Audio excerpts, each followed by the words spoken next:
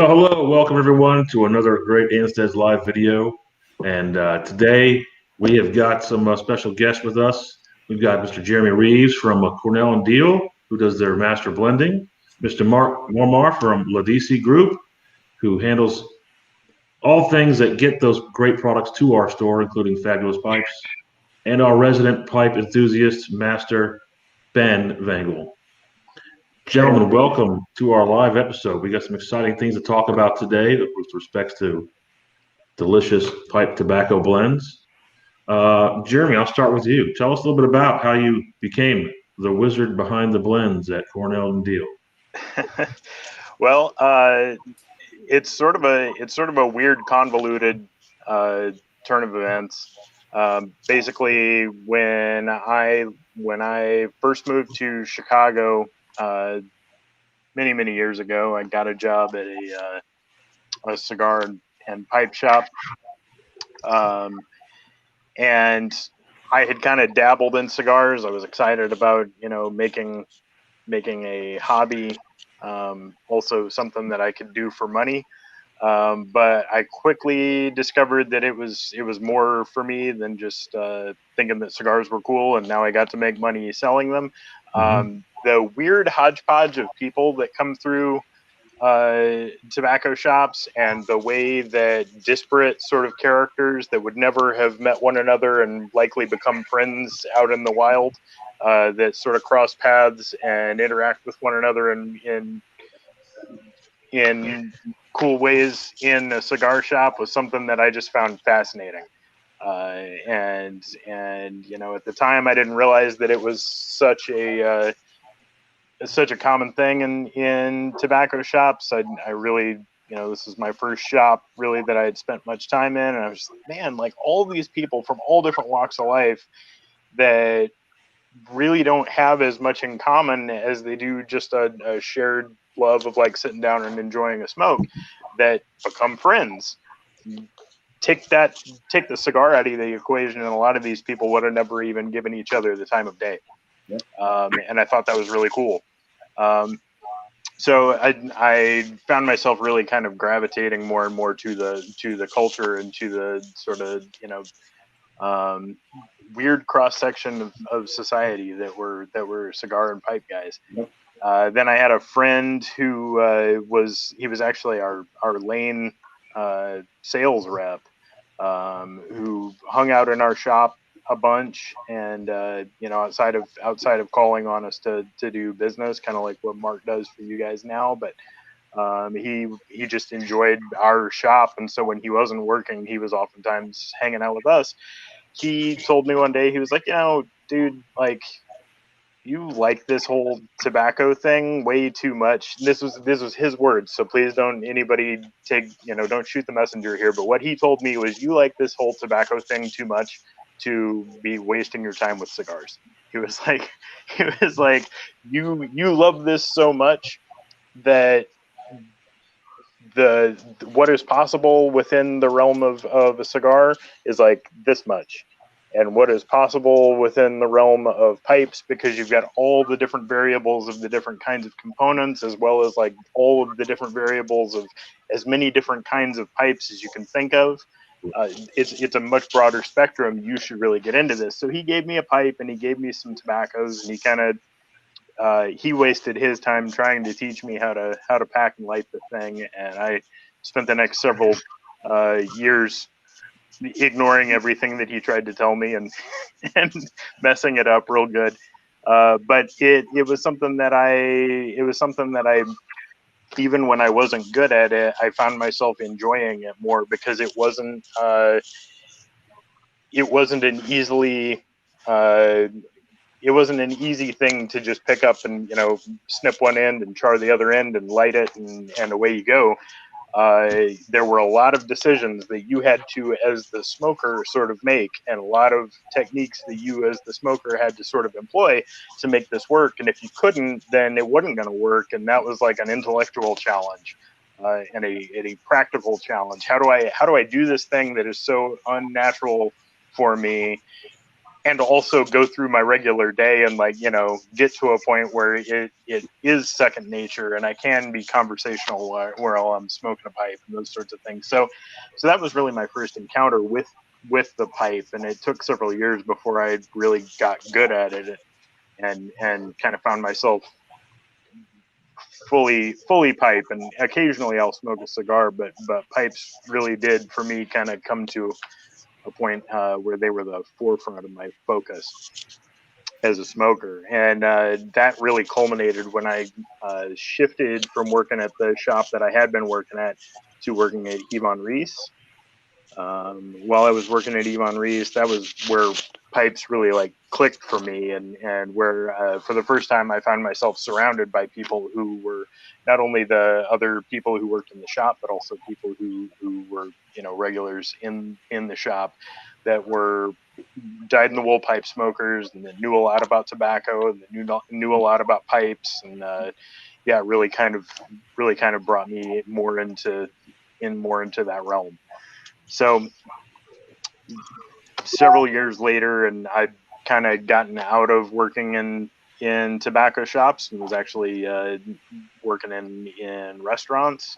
I'd also moved from Chicago to Portland, Oregon, and so I was just like, I was working at this wood-fired pizza restaurant. We made everything ourselves. We did everything from scratch. We made our own mozzarella. We made and fermented our own dough. We built our own wood-fired oven. We did our own plumbing. We made our own sodas. We grew our own herbs. We cured our own bacon. It was very, very labor intensive and very, very much from the ground up. Everything we did, we made from raw materials. We made from scratch. And it was a lot of fun. I learned a lot, but it was also exhausting. It was, easily 80-hour weeks for me, managing this place and working in it. And so when I kind of was like starting to think, okay, maybe I want to do something else. Like this is getting to be too much. I started thinking about, getting back into a pipe or cigar shop, and there were a couple locally that basically they didn't need anybody at the time.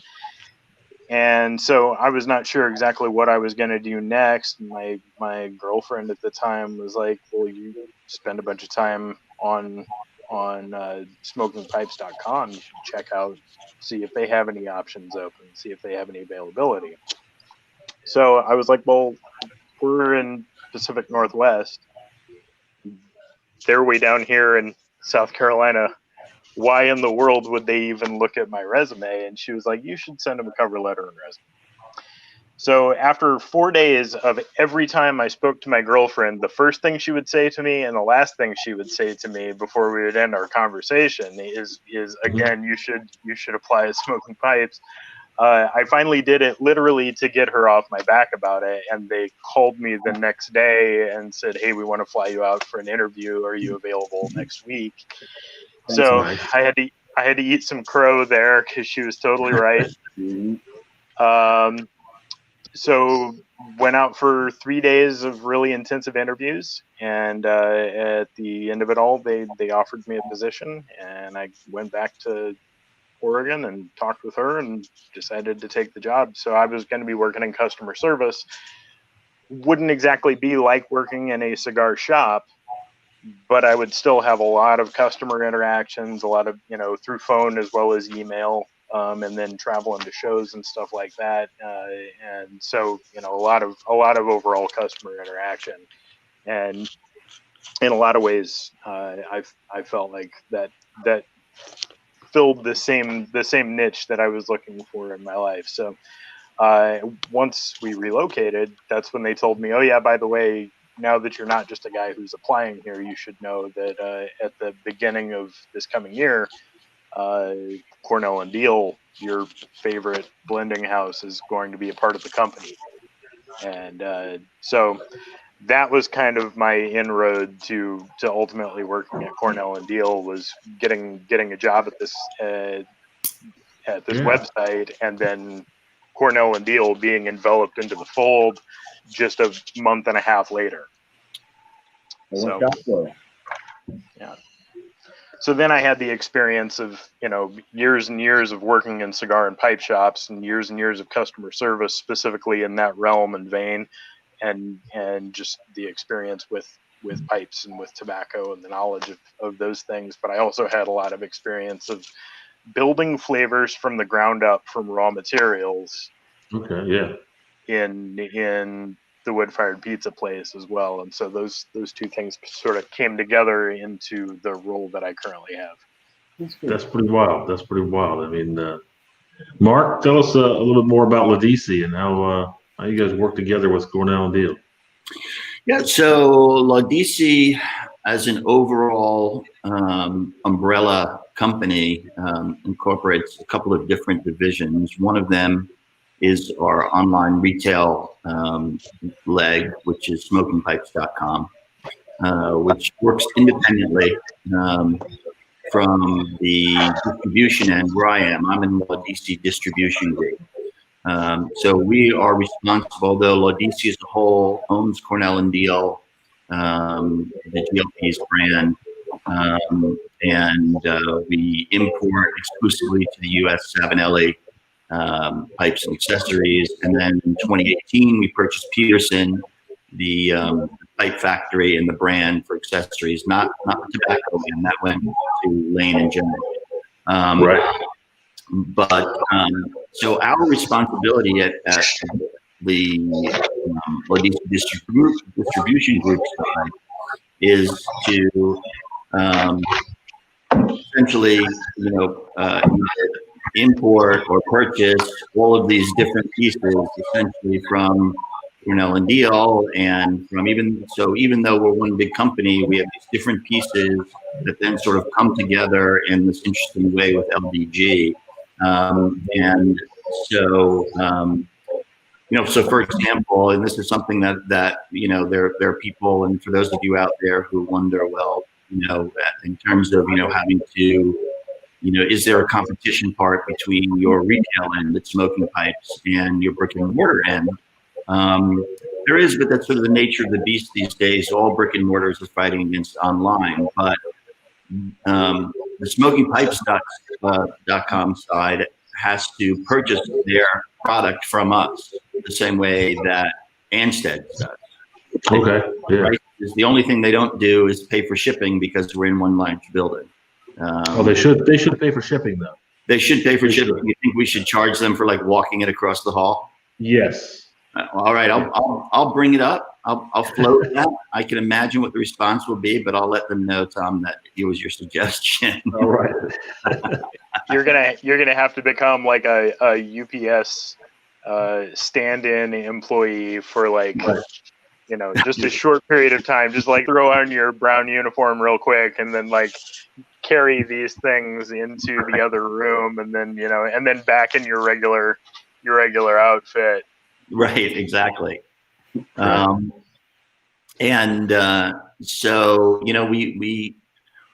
we fill a bunch of different voids in the tobacco world, particularly on the pipe side, obviously. My particular role is I cover the East Coast. We have 3 people in the field. One covers the Pacific Territory, one the Midwest, and then myself on the East Coast.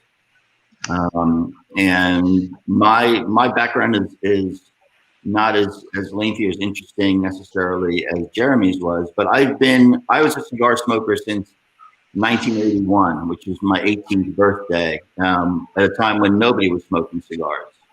And I thought I was the coolest guy in the world, smoking a cigar, walking down the street, and everybody looked at me like, well, who do you think you are, Al Capone, young buck, smoking a cigar? That was before, the cigar boom hit in the 90s. But by that time, I had a breadth of knowledge, having smoked cigars by then for almost 10 years, particularly on the Cuban side, because I'd spent a bunch of time down there, which is its own sort of story. And so when Cigar Aficionado came out and it really started to become more of a general public sort of interest, I started writing for some of the magazines. And so I became pretty well versed in the cigar world.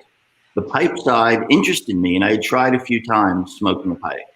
But compared to a cigar, it's a lot more effort. Especially early on, it wasn't as if there was a wealth of knowledge about different blends. You sort of walked into a tobacco shop and you opened up a jar and you smelled it, and if it smelled good, you bought it, an ounce of it and tried it. But nobody was really talking to one another the way the cigar world did, where you walk into a cigar lounge, people are like, "Hey man, what are you smoking?" "I'm smoking." "Oh, I never tried it. How is it?" "Well, yeah, it's this," where you exchange information. The pipe guys, I guess, I don't know how tight knit the pipe clubs were way back when, but they certainly weren't the way they are today. So it was a lot of, hit and miss and figuring it out. And I thought, so much effort. You got to tamp the thing. When do you tamp it? When do you relight it? Am I relighting it too much? Am I doing this wrong? It became frustrating because I felt like I didn't know what I was doing. And so instead of just sitting back and enjoying it, I made it a frustrating process until the guy that I knew who owns a shop, a cigar and pipe lounge, he was a big pipe guy, an older guy. Having known that I smoked cigars, at the time I was smoking 6 to 8 cigars a day. I always had a cigar in my hand. And he said, "Listen, I know you enjoy smoking, but let's talk about this pipe thing." And the way he sort of boiled it down to me was, "Do you like, lighting like a campfire?" I said, "Yeah, of course. It's great outside." He goes, "Well, you might not be chopping your own wood, but you got to gather the wood. You have to build it. You have to start the fire. Then you've got to keep it going, add a little more wood to it, but you still enjoy it. It's some work." I said, "Yeah." He said, "Well, why don't you think about the pipe as like a little mini personal campfire? You have to tend to it a little bit. It doesn't mean that you have to be focused on it all the time." He said, he gave me a pipe. He gave me some of his favorite tobacco. He said, "Tonight, before you go to sleep, maybe turn on a radio, but not the TV. Sit outside, just clear your head and just enjoy the pipe and the flavor. And when it feels like it needs to be tamped or relit, go ahead and do it. Don't think about it. Just let it be you and that little mini campfire." And that changed my complete perspective of it. And much the way Jeremy did, there was a point where I also had been shopping on smoking pipes, and I was really impressed with, in particular, their customer service. I would call in and they would spend a ton of time with me, really friendly. Some of the couple of conversations became very personal, like, "Wow, it seems like you aren't on a time limit to like jump on to the next call or something." He goes, "No, listen, we're here for you. And if you have any questions, even if you're not buying, feel free to call. Here's my extension." I thought, wow, this is pretty cool. And also the girlfriend that I was with at the time, having seen this, was like, "You spend a lot of time there. You think there are any jobs that you might be interested in?" And I said, "No, I don't want to work at a website," not knowing fully what Law DC was.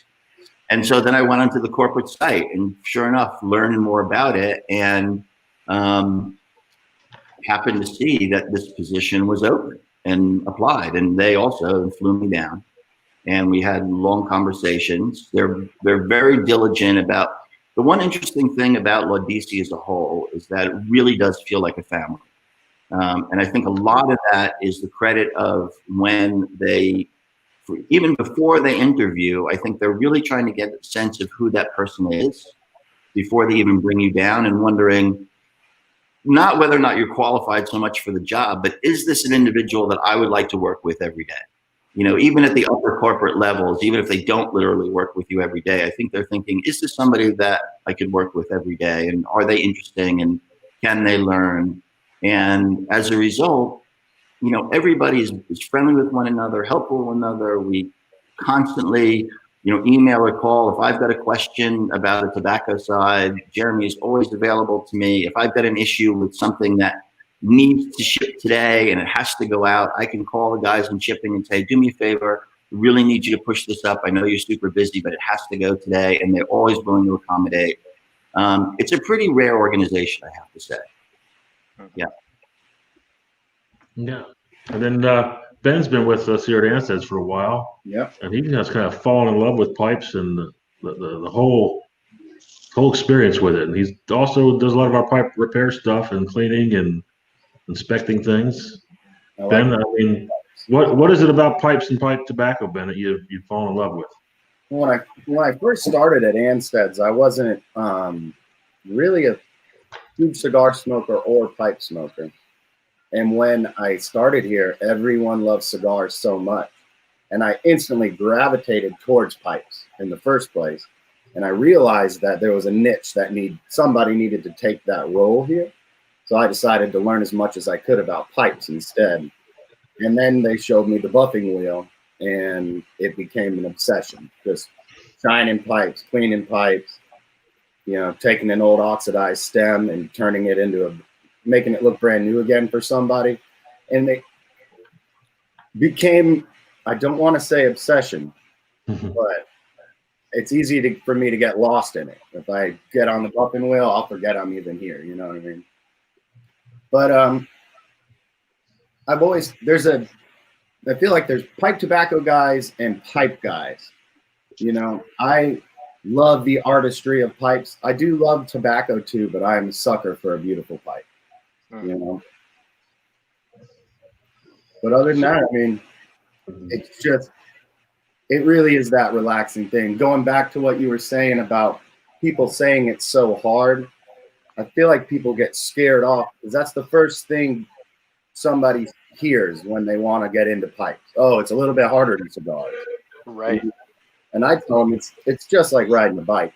You learn to do it once and it's not hard, and I try to take all the steps. People say, oh, there's a three pinch rule and you have to do this and do this. And then you got to get your tamper. And I put the tobacco in the pipe, put a fire to it and figure it out. Just like the campfire thing. If your campfire I love that story. You fix it, So I never try to make it seem like a hard thing to do because it's not rocket science. Right. Or cigar smokers, I feel like generally they think they're doing something wrong when their pipe goes out. And I just tell them that's just part of smoking a pipe. Absolutely. You can smoke that one pipe for 2 hours if, you're talking to somebody. It's not as, I don't know, when you light a cigar, you're doing that for an hour, no matter what.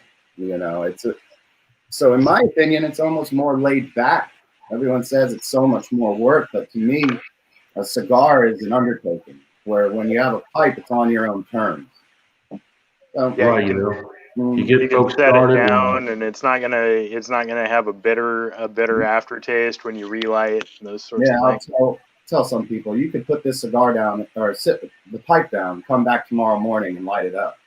And to a cigar smoker, that sounds ridiculous. You know what I mean? Oh, that's ridiculous, but you really can. So, yep. Well, we're going to talk about some blends too, and we've got another one that's coming out pretty soon. It's I guess not a reissue or a re-release, but a continuation of that Carolina Red Flake from Cornell Diehl. A little small batch. It's been really popular here with a lot of our customers. Plus the name helps. The Carolina Red Flake with Perique, that was a nice one too. Tell us a little bit about how these reissues come about, Jeremy, and if there's anything really different, or is the goal to make it the same? The goal is to keep consistency in our products always. With Carolina Red Flake, the initial product really was born out of me getting a sampling of some Red Virginias to replace the Red Virginia product that we had been using to blend with for some time, and we were getting low on stock. I needed to get something new and find something that was as close to what we had been using as possible, and then to start introducing this new grade in and blend those things together so that it made a really seamless sort of transition from using one type to another. Now, for those folks that are watching that may not be familiar with all the endless varieties and processing with pipe tobaccos. What makes Virginia Red Flake, or Virginia Reds, other than other bright Virginias, perhaps? Right. So Red Virginia is a more mature upper stalk leaf, whereas Bright Virginia is a younger middle to lower stalk position leaf. The way that Virginia is harvested, it's not harvested all as one plant. It's not stalk cut. It is harvested in what's called primings. So they start with the bottommost leaves and pick those, and then wait several weeks, and then pick the next row of leaves up as each successive leaf up the stalk gets more maturity. So your Red Virginias have been on the stalk in the field the longest. They tend to come from the upper third of the plant. They've gotten a lot of sun. They've collected a lot more oil and a lot more nicotine than the lower leaves have, because as you pick, the bottom 2/3, now everything that plant is producing and pulling from the soil in terms of nutrients is actually pushing into those remaining leaves. So you have a very dense, very dark sort of resulting leaf from that. So that's Red Virginia. Okay. It's got some sweetness, which Virginia is prized for and known for, but Red Virginia tends to be more earthy in its sweetness. Think more like molasses, whereas Brighter Virginia's is real palpably sweet, a lot more like say sweet tea or something. It's a much brighter, more right on the tip of your tongue kind of sweetness. So I was sampling through some Red Virginias, trying to find something to replace the grade that we had currently been using for our regular production. And one of these samples that one of my suppliers sent me was just fantastic, and really there was something about it that had a really unique flavor. Kind of reminded me a little bit of caraway seed. And it's something that really jumped out at me as being quite unique, and not something that I had come across before. I thought it was delicious, but it wasn't what I needed for our regular production red. There also wasn't very much of this particular lot available, and so it wouldn't make sense for us to use it for our major supply of Red Virginia, which gets used in lots of different products, because I'd just have to turn around and replace it again very soon. But I was like, man, this stuff is too delicious not to do something with. So I took the sample. It was like a 5-pound sample. So I took the sample and pressed it into a flake just for myself. And the end result ended up being the very first batch of Carolina Red Flake. And each, maybe it doesn't come out every year, but every year you try to do a small batch Red Flake? Yep, we've done Carolina Red Flake every year since 2016. And you, like you were telling me the other day, that the only difference people will know what year it's from is the subtle change in the color of the packaging. That's right. Yeah, every time that we do a Carolina Red Flake release, the color red is just a slightly different shade than the previous. So Okay. This year it's a little bit more of like a brick red color. Okay, I'm sure I know we've got some on order. We can't wait to get that in here, and we've got some customers who love it, and they can't get enough of it. So yep, it's definitely a popular blend for us. So yeah, I'm sure it'll do well for you. Mm-hmm. Martin, is there of all the Carolina Red Flakes that they've done, the Perique, the previous years and this year, is there a favorite that you have within that line? For myself personally, I would have to say the one from 2018 was probably my favorite, which is probably close to maybe the end of that original batch, I would guess, Jeremy. Yep, that's right. We were using that original grade, but it had a couple extra years of mellowing before we pressed it. Exactly. And so now, especially now, having again another couple of years on it, when I open that tin, the first thing I get is that really beautiful aroma, and you almost want to eat it. Mhm. I remember once that when we were originally talking about this, Jeremy had sort of described the the Carolina Red Flake when he saw it and saw it and smelled it to like tell me if I've got this wrong, Jeremy. It's sort of like overripe bananas where the leaf didn't look great, but it had this amazing scent. And you might not eat an overripe banana, but you put it into banana bread or you do something else with it, and all of this delicious flavor just becomes intensified. And so that's the way I feel about that, having now a few years on it. That 2018 is probably my favorite. Yeah. Hey Ben, Yeah. so Yeah. you've smoked enough of it, Ben, I think, and some others. In addition to Red Flake, you got a favorite that you kind of go to quite often? I like the Mixotonic. Was it the Mixotonic? Miskatonic? Yeah. I enjoyed that. I'm enjoying the Sun Bear right now. On the Sun Bear, I heard it's your honey. Did you use your own sourced honey or? Yeah, that's correct. That's correct. My girlfriend and I have last year for Christmas, her dad built us a beehive.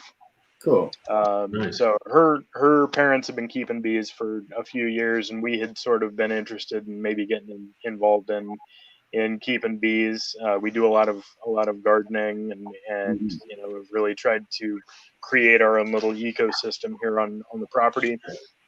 And so yeah, for Christmas, he actually built us a beehive, a Langstroth style beehive.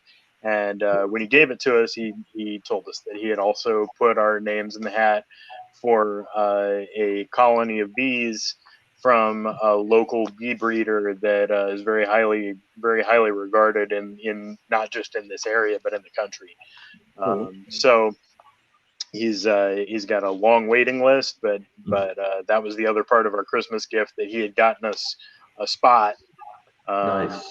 That we could buy bees from this guy. So we got a colony of bees that March, and the only harvesting that we did of honey that year was the small amount that we needed to be able to use some of it in Sun Bear. Cool. And we have not yet harvested honey from our bees this year except for Sun Bear. Nice. Did you have that in mind when you started making or doing the bees, that you were going to use it in pipe tobacco, or? No. Really, obviously we love the honey, and it's nice to eventually know that we'll be able to have a supply of our own honey. But really, for us, it was much more about increasing the bee population in our area. And that is more. That was the main reason that we started keeping bees, was really for that. So honey is like a gift. It's an icing on the cake kind of thing. Right. Well, Jeremy, so were you thinking at the inception of Sun Bear, did you come up with, we've got this great honey, maybe I'll come up with a blend and we'll include the honey? Or were you making a blend and then said, hey, you know what? Maybe if I added some of my honey to this, that would be interesting. Like what came first? The idea to use our honey was what came first, and so then it was a matter of harvesting it, tasting it, and then putting together a blend of tobaccos that would already evoke some of the same sort of characteristics the honey would have, because I didn't want to produce a aromatic. I didn't want to produce a tobacco that I was trying to actually like flavor with our honey, but rather put together a blend of tobaccos that would already be evocative of the flavors that were present in that honey, and then bolster it with the use of the honey. And we did have one of our regular customers, big pipe tobacco guy, Daniel Braun. He has his own little pipe YouTube channel show. We're going to have him on today, but he had to work. But he did send me a question. He really wanted to know, how do you infuse that honey into your tobacco? Is there a secret process, or is that something you can share with us? Yeah, absolutely. It's not as I'm afraid that my answer is going to be a little flat, just simply because it's just a matter of pouring it on the tobacco. The way that we case a tobacco with honey or with any sort of sweetener that you would use for a casing is by mixing that sweetener into alcohol of some kind. And so basically you use the alcohol to carry the flavor, and then the majority of the mixture that you put together is just alcohol, which is going to evaporate very quickly because it has such a low boiling point. So the alcohol basically infuses that flavor deep into the leaf, and then the alcohol evaporates and it leaves your solids embedded in the leaf in a way that they don't. When you smoke an aromatic, it's like the flavoring sometimes is like on top of the tobacco. Like you can kind of tell the difference between the added flavoring and the tobacco. When you case something, really because of that methodology, you've created a whole new chemical product in the tobacco. So those flavorings are really embedded in the leaf in such a way that it's tough to tell what's added and what's not, if that makes sense. Yeah, I had some questions on casing and topping, and I guess that's it. So casing is just before, they're earlier in the process, right? Right. All right. But you wouldn't use alcohol with the topping. Topping, just put it on there and smoke it at the end, or? Yeah, but less alcohol for the carrier, more of your sweetener, more of your flavoring, and you're also using typically more concentrated flavorings that have a aromatic quality to them, so that you can carry that flavor through, not just in the taste, but also in the aroma, the room note. So do you consider a cased tobacco still an aromatic? I would not, no. The vast majority of pipe tobacco, and really not just pipe tobacco, the vast majority of tobacco products have been cased. Even cigarettes are heavily cased. And it's not necessarily going to... Casing isn't so much to impart a particular flavor as it is to tone down certain characteristics of the tobaccos that have been cased. Okay. Or to subtly augment them. It's basically like adding a pinch of salt or pepper to a dish. Whereas, making an aromatic, adding that overt topping at the end, they call it a top note because when you open the tin of tobacco, it's the first thing you notice is, oh, cherries. Or strawberry or something that's very overt, typically. And not generally found in tobacco. The flavors. Correct. Correct. So would you say blending an aromatic is easy as far as blending goes? Not for me. It's not, because I don't typically go the route of like take black Cavendish and pour this topping on it. And that's I really like creating. I really like kind of marrying the two ideas of the approach of casing and the approach of topping. So I really prefer to come up with my tobacco blend first, even if I've already got an idea of what type of topping I might want to use or what sort of character flavors I'm trying to add. I want to come up with the tobacco blend first as a base, and then create the topping that will work well with those tobaccos and play off the flavors that are already there. Yeah. That's awesome. Got a couple of comments here, some questions. I lost my earpiece. Give me a second. Okay, I was going to say, we got a couple of comments and some questions out there. One comes from Brian. He said there's a bit of a controversy in the pipe smoking community where people are buying up the Sun Bear in bulk and upsetting those who couldn't get any. So it's a risk you take out there. I think sometimes we get as much as we can. And unfortunately, the first time that we made Sun Bear, I think we made what, 4,500 tins. Is that right? I believe that's right. Yeah, the first drop. Yep. So we we were trying something out, trying something new, and we couldn't really look to any of our other products that we had done for small batch to gauge what sort of interest or popularity there might be with it. And so with 4,500 tins, we thought, okay, this will be a pretty decent sized first shot at this, and it was a pleasant surprise to all of us that the blend was gone basically on launch day within just a couple of hours. So that sort of took us a little bit by surprise, and unfortunately, yeah, I'm sorry that there were a lot of folks that wanted to try it the first time around that didn't get to, but we tried to do a larger batch this year. We made 8,000 tins, and so I think we got it into more of those folks' hands. But I am sorry for those that ended up missing out on the first batch. Another question that came in was from Tim Davis. He always used a term like ketchup, like when he describes certain blends. And you wonder if that's just him or if other folks are getting that same aroma. And a few other people said, yeah, they do. But I think that comes more from a sweetened fire cured pipe tobacco. I've never thought that fire cured smelled like ketchup. There's a particular pipe tobacco manufacturer that was famously described as having a ketchup-y sort of aroma. Now people are looking for that, but yeah. That flavor profile never grabbed me. But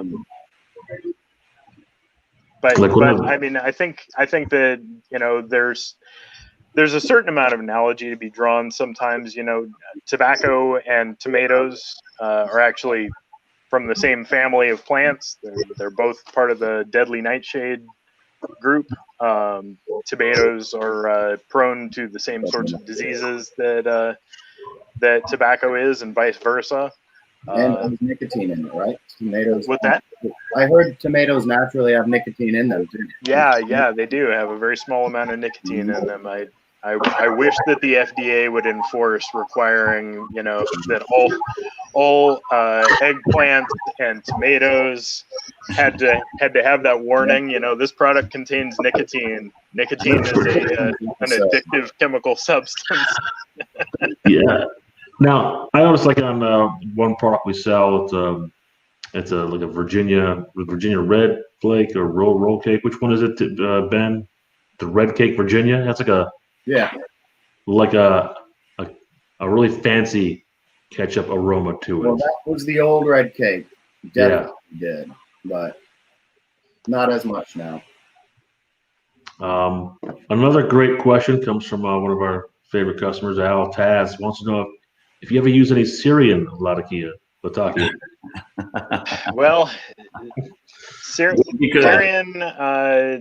Syrian Latakia does not exist, unfortunately, and has not been produced for quite some time.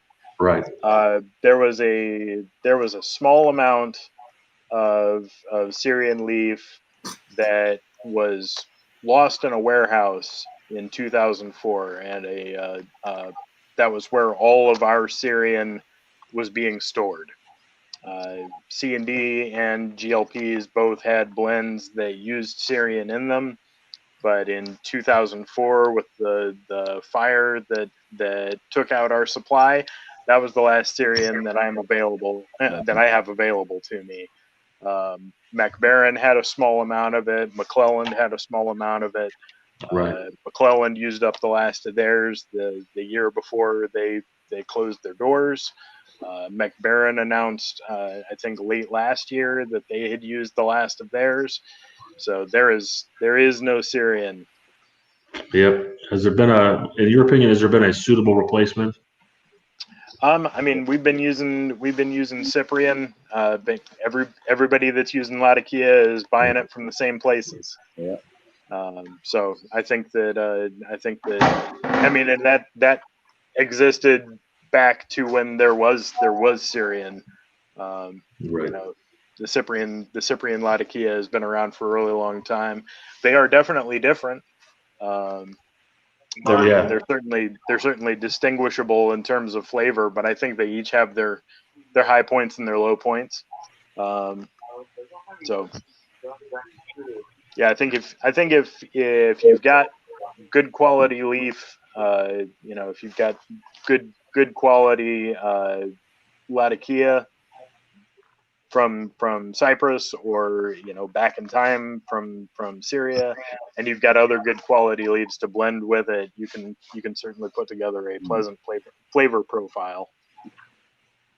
Good. Another one of Cornell Diehl blends we carry. I know it's not one of your blends. The Purple Cow. Yeah. I just think that's a great name. What can you tell me about this, Jeremy? I know it's not one of yours, but Sure. So it's a burley Latakia cigar leaf blend with a little bit of Virginia leaf used in it. To my palate, it's medium to medium full in terms of strength. The burley really takes that into the fuller end of the spectrum, but it's definitely not a powerhouse smoke. But I love the way that Latakia and cigar leaf kind of interact. They're both leaves that I use to sort of soften a flavor profile. And they're both leaves that don't necessarily have to have a whole lot of nicotine impact to have a sizable flavor impact. So they're fun to work in combination with, especially if you're working with something that is very full and strong like dark burley. now I did hear a crazy rumor today that if you do smoke enough of this, you will see purple cows. Is there any documented proof of that right now? I remember having heard that earlier today. I think that rumor may have been started by you. It's possible. A lot of rumors get started by me. But that's another one. We're also we always bring in a Christmas or a holiday blend every year. And this year, I think we're going to bring in Golden Days of Yore as our holiday blend. I think last year we did corncob pipe and a button nose, but this year will be that Golden Days of Yore. Tell me a little bit about this one if you're familiar with it. Sure, I am familiar with it.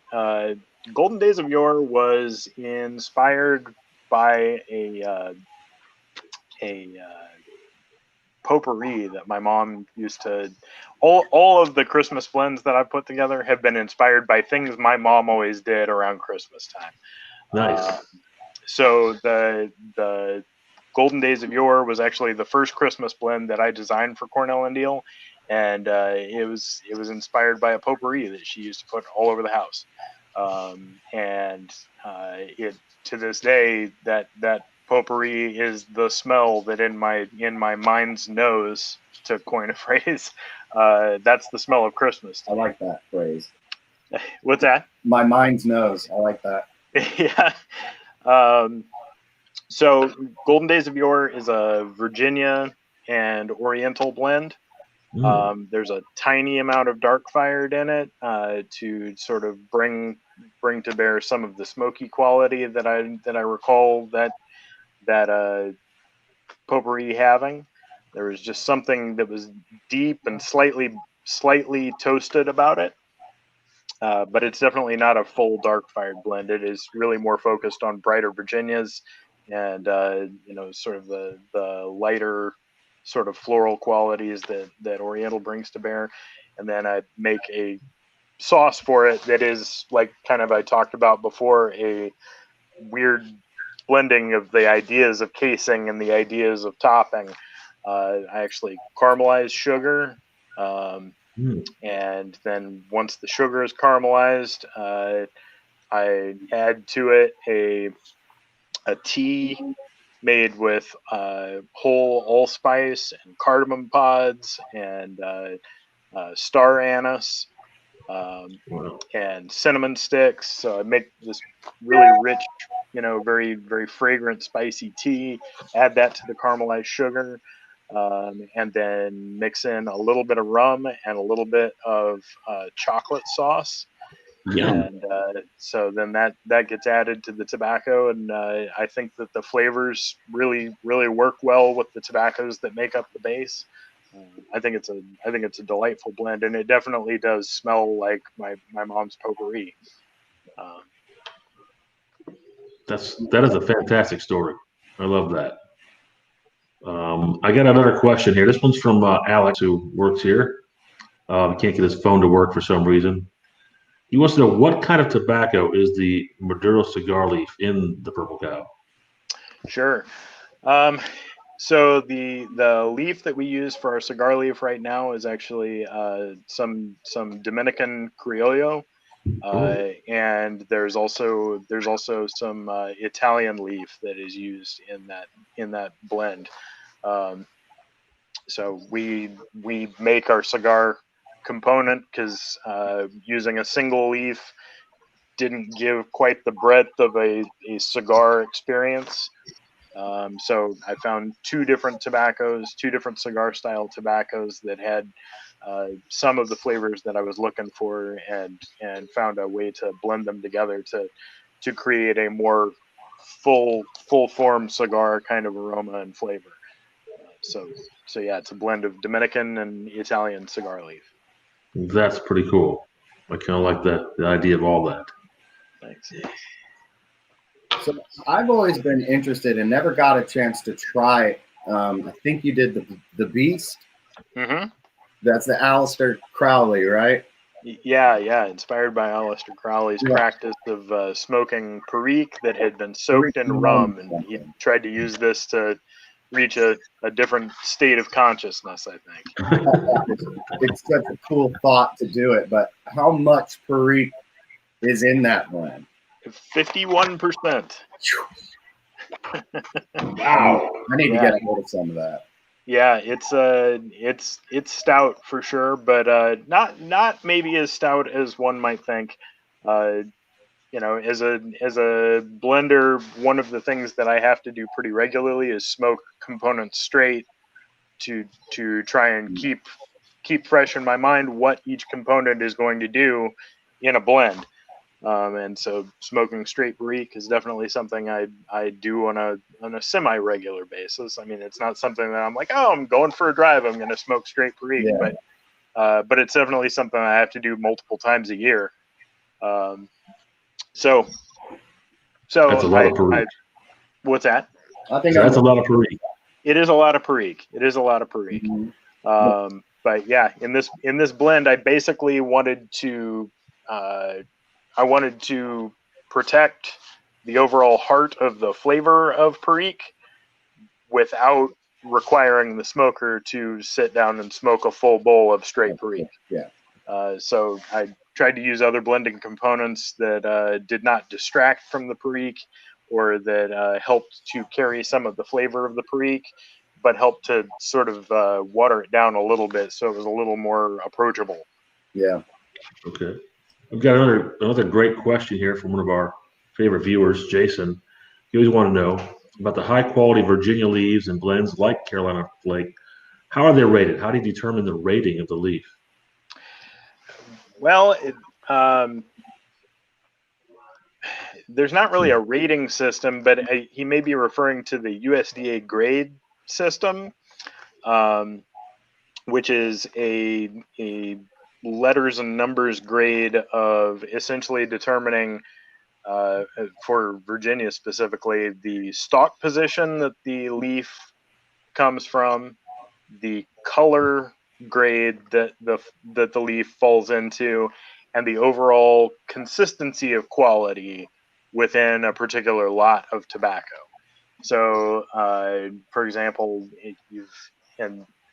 forgive me if some of this gets a little esoteric, but the grading system basically breaks down the stalk positions into lugs, which are your lowest leaves, and they use the letter X to denote lugs.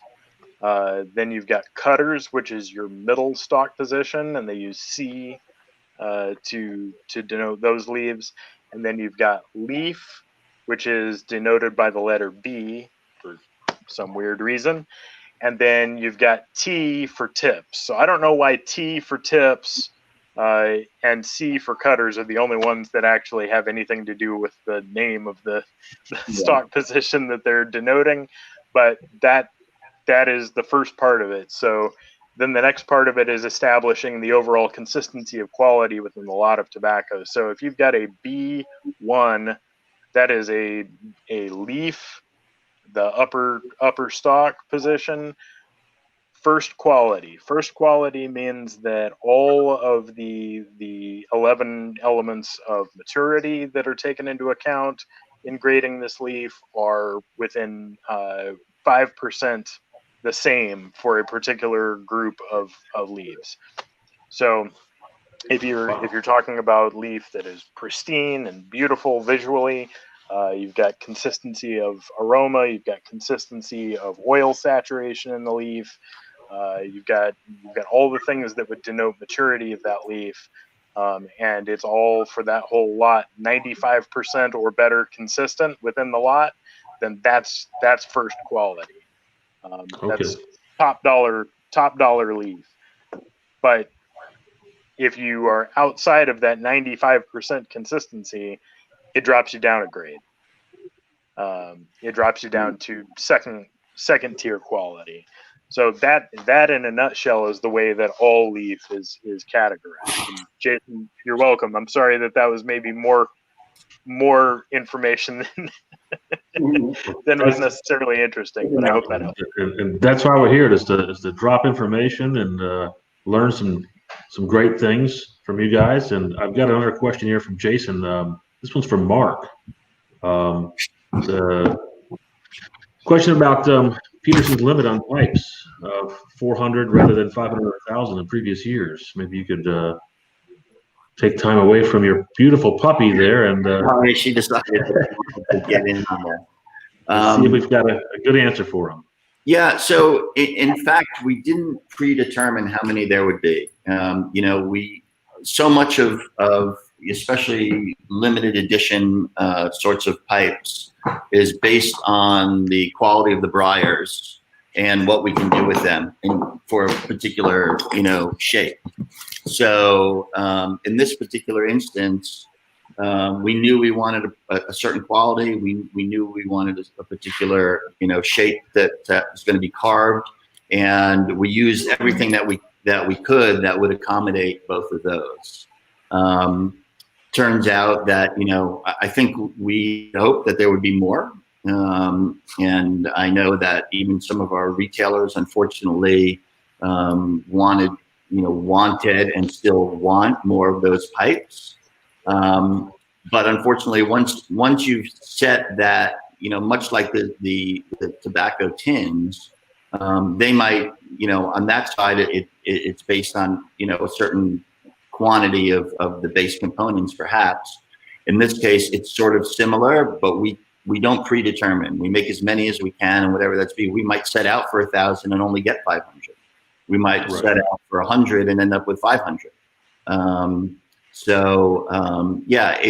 all based on the quality of the briar and the consistency. Once you then, because you're starting with a certain grade of briar, and then once you begin to carve it, you see what you get. Of course, you can anticipate what might be in there, and then it gets carved and turned, and then you find out it's not exactly what we hoped it would be, or you're something even better than we were expecting. So in those instances, it's all about the base components themselves and what we can get at them. I hope Jason, that answered your question pretty well. It's all about the briar, but don't worry, we do have some really lovely Petersons still here, Jason, great pipe, waiting for you with your name on it. So come on in and order online.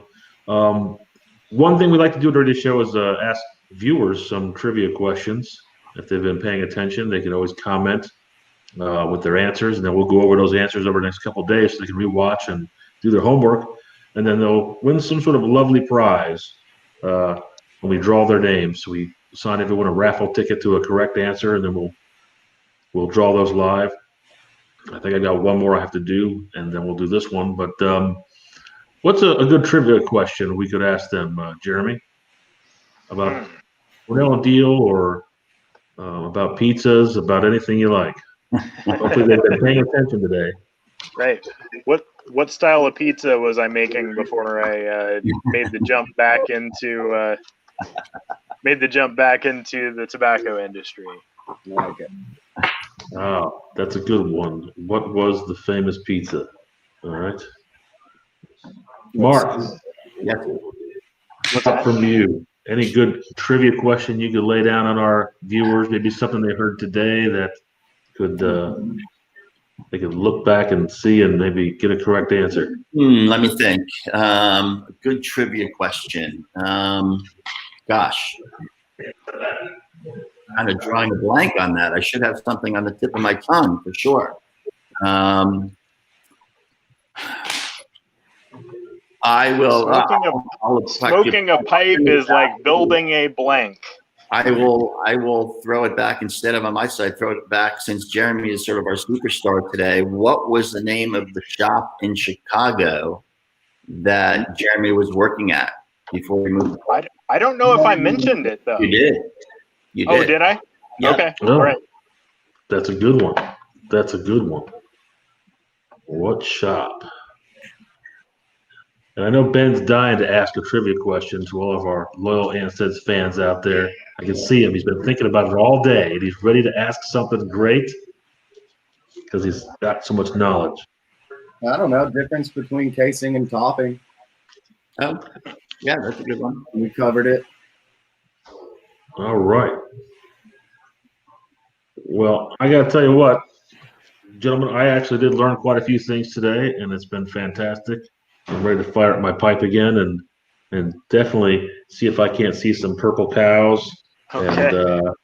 and that golden days of yore. I'm looking forward to the aroma of that, and that should be a great time. Folks, come on by, pick up a nice tin of Cornell Diehl. We've got some good things. And that small batch Carolina Red Flake should be in very soon. Yeah, eye out for that. And we're going to see what else you guys need out there. Let us know. Thanks, everyone, for watching. Appreciate the questions and the comments. Mark, thanks for joining us again and helping us get this set up with Jeremy. Jeremy, thanks for joining us. Absolutely. Happy to do it. Thank you. And, we're not that far away. You could always drive up here and just lay down some knowledge on folks as they come in and visit. We'd love to have you. Yeah, Mark, I'd love to do that. You can bring Mark along too, and his puppy if he's. Oh, that's kind of you. Thanks. Although Jeremy's a little antisocial, he prefers to hang out with bees and such, Bees and ducks and chickens. Not a problem. Well, our shop here is a big barn, so you might feel right at home. That was a good tie back in. I gotta say that was very salesman-like. It's been a barn for since the 20s, and then a few other things, but I think it's finally come back to what it should be. A fantastic cigar lounge. We do have some wonderful tobacco growing outside. You could inspect and grade that for us. Yeah. Oh, okay. And I don't think we want to use it for anything, but it looks nice out there. Ben, thanks for taking the time today to join us too. Appreciate you coming in and filling in for Wayne, who was unavailable today because he's such a busy guy. And thanks again, gentlemen. I appreciate you guys all coming on board and seeing us. Guys. And folks, we will see you again soon. Next week, we have another great show. All right. Take care, everybody. Watch everybody. See you guys. Thanks so much. Thank you.